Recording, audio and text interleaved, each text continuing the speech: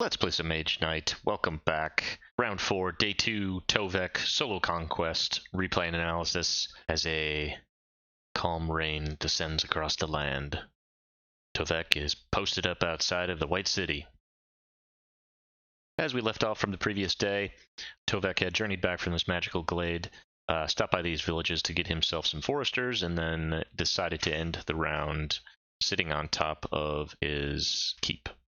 Small correction from the previous video. When Tovak was here on the Magic Glade, I believe I had an extra stamina card, but somehow he explored these tiles. I believe it was an extra stamina card.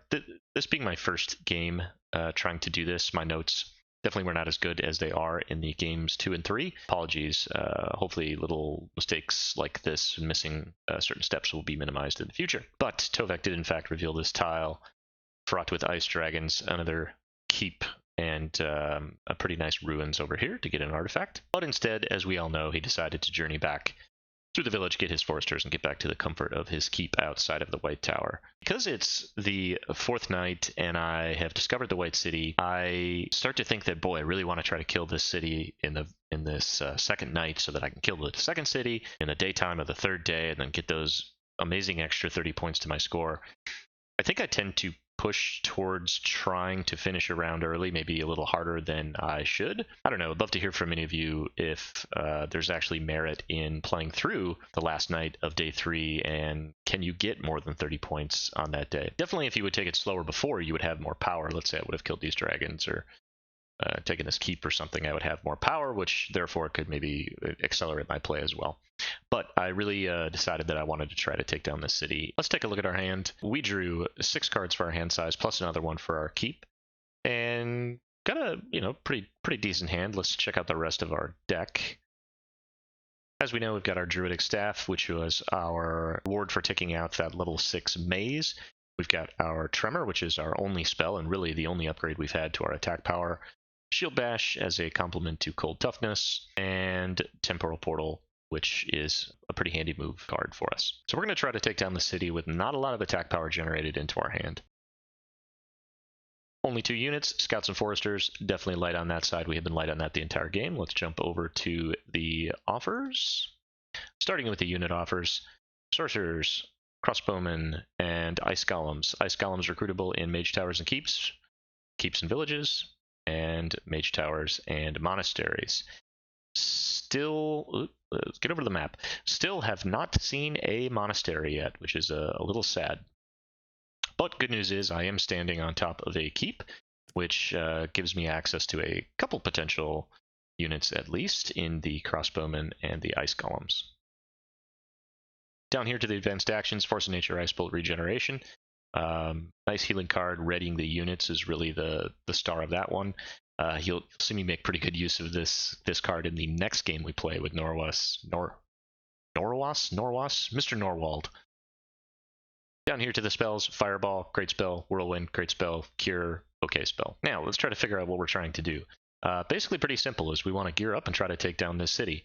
Since we have 3 core tiles already revealed, we know that we can plop down this 4th one right here, and we'll have the 2 cities very close to each other.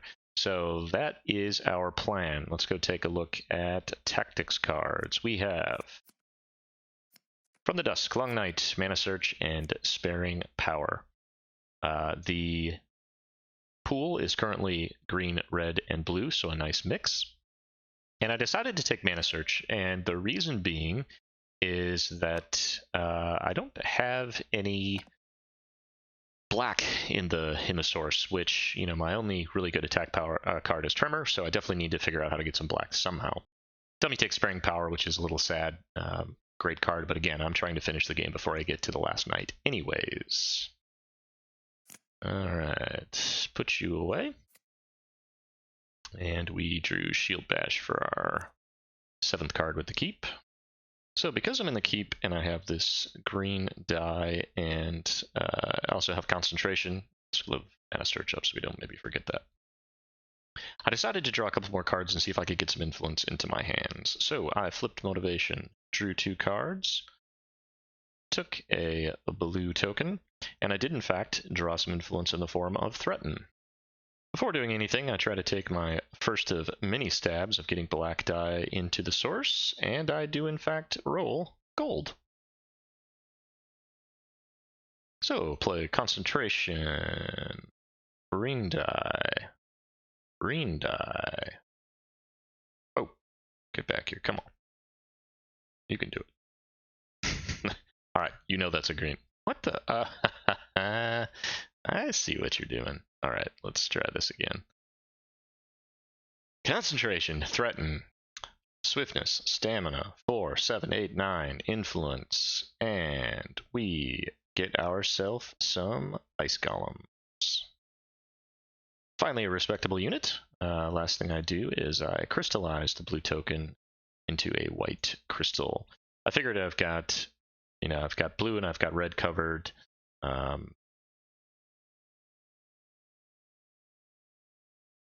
White helps me unlock mana draw, gives me access potentially to black crystals. That's why I went with the white. Call that the end of the turn, and we re-roll this. So into gold. So source is looking real stellar for us today.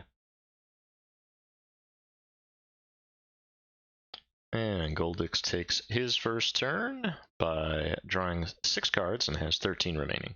Very first thing with Mana Search is we attempt to rectify these 2 golden dice, and we rectify them into gold and red.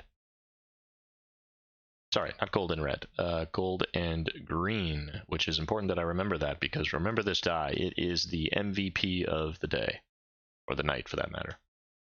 We draw an additional card for our keep. There's our Tremor. Love to see that. And I decide that it's time to take on this city. Let's move these guys down here. Real quickly, let's get rid of this top menu, because that's kind of ugly. So, we assault the city by playing Swiftness for move 2. Lose our reputation. We flip red crystal craft. We get a blue crystal and a red token. We're going to be using a lot of mana on this assault. Let's move all these guys down to here. Whopping 17 fame potential. Alright, first thing we have to do is handle their attacks. The ice golems, with their 4 physical resistance, are able to just outright block the, outright absorb the damage from the crossbowmen. Next up is the freezers. Shield Bash, blue crystal. Shield Bash with the blue crystal gives me a block 5, which counts twice against creatures with swiftness, and it also reduces their armor. So with a 3 ice attack, also very important to remember that this creature is red resistant and not blue resistant. So we're going to get the full benefit of the blue effect of the card. So because it is in fact swift, this ends up being block of 10. We needed 6. That gives us a remainder of 4 block, which reduces his armor down to a 3 fire resistance. +1, because he's in the white city, my least favorite city. Alright, next up is the gunners. Cold toughness. Other blue crystal. Block 5 +1 for each of their special abilities. He has 1, 2, 3 special abilities, giving us block 8. That's ice block 8, by the way, which is plenty to block their fire attack 6. Now we mana draw. There's that white crystal that we generated earlier. We turn the gold die to black. We get, put these here so they show up a little easier. We get 1, 2 black tokens. We play Tremor. Have not used a dice from the source yet. We take the green and a black token to get the Earthquake spell. Again, because we are in a city, these guys are all fortified, which means that they're all going to lose armor of 4 +1. So they're all going to lose an armor of 3. If you recall, he was already a 4, including his +1. So losing 4 puts him at a 1, losing 3 puts him at a 1, losing 3 puts him at a 3. Add them all up, and you get a armor of 5 with cold fire resist, but it can't block the might of a red token rage and the almighty promise. This is the same promise that destroyed the Cryptworms MVP, Promise for the Wind. Took out an entire white city with a rage and a promise. I think that's a first. So we reroll this die to blue, and let's end our turn and get our level up. I should also mention that we did that and didn't even expend any of our units. So in the back of my mind, I have this growing thought of, ooh, what if maybe I could get and take down this next city somehow and do it in the 4th round? How amazing would that be? I've never been successful destroying both cities and not even using the 3rd day. However, the smart guy probably makes this fight a little easier, uses these units, and then actually tries to focus on powering themselves up for the rest of the round. But I am not such a smart guy. So, end turn and level up. We place our victory shields onto the city. And when you haven't completely bungled up the mod like I have, note the fault lines in the map, putting these shields on the city actually will register it as your city. Again, super amazing. Now we need to get our level up rewards. We actually leveled up twice. No, sorry, we didn't. We just leveled up once. And for our options, get all this on them. We've got Resistance Break, Shield Mastery, and another Motivation. I've got plenty of block. Don't really feel the need to add more, but Resistance Break sticks along with my theme of reducing armor, which seemed to work pretty well in the first city. So I decide to take Resistance Break. And I'm not really 100% sure what I was thinking with this selection. I took Force of Nature. I guess I thought, I've got a number of ways to generate blue crystals between Red Crystal Craft and between Motivation. I believe that's why maybe this was slightly less attractive. Regeneration to ready level 3 units is like nothing to scoff at, but I elected to take Force of Nature. Not a huge powerhouse card, but not horrible. And we start our next turn. We process Goldex. Goldex draws a ton of cards. He only has 7 left. Now, quick rules thing that I always forget. I am in fact on a keep, but I am also, well, I'm adjacent to a keep. Technically, I'm actually in the city. And when you're in a city or adjacent to a city or adjacent to a keep, you only get whichever one of the hand size benefits is better. So in this particular case, the city hand size of drawing 2 is better than the keep, so we draw 2. Now, first thing I need to do is I need to get this tile revealed. So I go ahead and use my scouts to reveal our very last tile, which is the blue city, and a swamp dragon right in my way. I re-rolled the blue and the black with Mana Search, and I ended up with a gold and a red. Mana Search not been terribly helpful. So, because it's the first monastery of the game, and because I wasn't 100% sure what to do with myself at this point, I could take out, try to take out these swamp dragons or get myself positioned for the city, or at least reveal the city. I decide to go on a little quest to burn this thing down. So to do that, I play March Rage for 5 movement. Where's my guy? There you are, Tovak. And I leave the city to the plains, to the hills, where I proceed to play Temporal Portal, blue die, to move 2 spaces that are revealed without provoking anything. And I bounce myself over the city and I land inside the monastery. And my hand size will be increased by 1 on next turn, excuse me. And because I am now adjacent to the city, we get to take a look at our units that we will be facing, as well as remembering they are beefed up.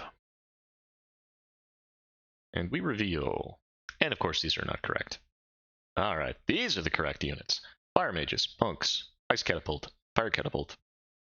So the blue city doesn't have any effect on the monks, but it definitely does on the fire mages and the 2 catapults. This is pretty nasty to have the 9 ice catapults and then the 8 fire catapults. Also double fortified, not that that's going to come into play. I don't really have any siege. But before we're able to murderize the monastery, we need to end our turn. We re-roll the blue die to a white.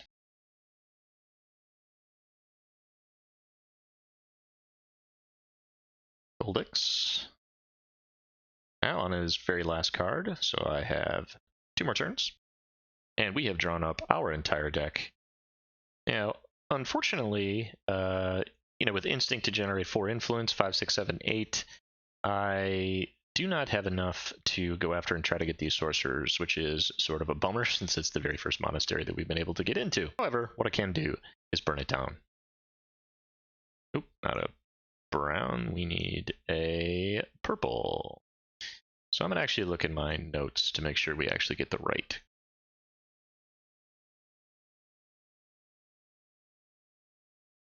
And we come upon the fire golems. Again, I have to remember I can't use my units. Ooh, it already knows I get the -3 rep. Nice job, mod. So how do I take care of these fire golems? I take a brutal 3 attack to the face. I reduce his armor by 2 because he has 2 resistances. He is now a 2 fire physical resistance. Instinct, red die for the source, 4 attack 4. That gives me the 4 attack that I need to take on the 2 physical resistance, and a goodbye to the fire golems. Finally, Druidic Staff. I discard Stamina. I decide to get 2 green crystals. I play Tranquility and get rid of a wound. And we re-roll this die to white. Now, I also could have just killed these guys with the ice golems, but remember, they don't share my love of monastery burning. And that's the end of the turn.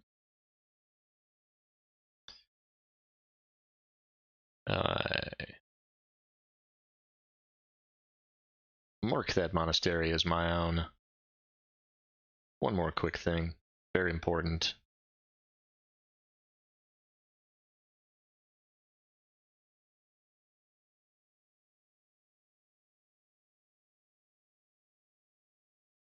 Yes. Burn. This is all to help with the intimidation for those of the people living here in the Blue City. And I go and get my artifact. Circlet of Proficiency, not horrible, but I like the idea of getting more mana, and as you will also see, I need 1 fame to level up. So I decide to take the obvious choice, I believe, which is the Sapphire Ring. Goldix takes his final cards into his hand. I play the Sapphire Ring, I get a blue crystal, I gain a fame, which ends my turn, gives me a level up with a new command token. I now have 4 armor. I got nothing else to do. Goldix calls end around. Technically, I would have had to discard a card. And that is going to end the night. Let's take a look at the offers, see if there's anything we want to get rid of. According to my notes, I don't. My instinct would have been that I would have gotten rid of regeneration. I'll fix that in the next video. In fact, I did, but looks like I did leave Whirlwind there, which makes sense to me. All right, night 2 is in the books. Let's recap. Started here on the keep. We're able to get us some ice golems, who really didn't do much other than just take a crossbow to the face and shrug it off. Never attacked or took any damage, including the foresters. Then we marched ourselves on into the White City, handled it by finishing them off with a promise. That's Tovak's signature move. Use Temporal Portal, get to this monastery, torched it to the ground, got ourselves the Sapphire Ring. So not too bad of a second night. A little bit of a recovery, I think, from the first night and the second day. We were able to take down the White City all in one go. Got a really nice unit out of the deal, burned a monastery, which is always just a moral victory if nothing else, and prepared ourselves for the assault on the Blue City in the final day, which will likely causing us to win with 1 round remaining. Come on, face the right way, buddy. Thank you for watching. We will see you in round 5.